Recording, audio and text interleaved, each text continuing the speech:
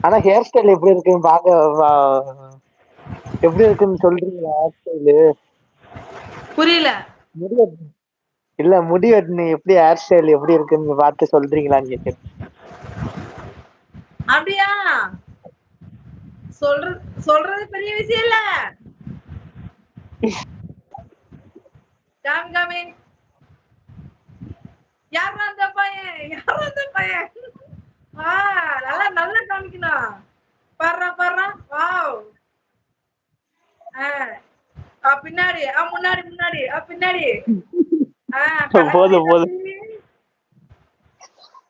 கலக்குறியே. Double side போட்டேன். Double double side போட்டேன். Super தம்பி சூப்பர். Enjoy enjoy. அப்படி வந்து பேஸ் காமிச்சு பேசு. நீங்க பேசி என்ன? ஆ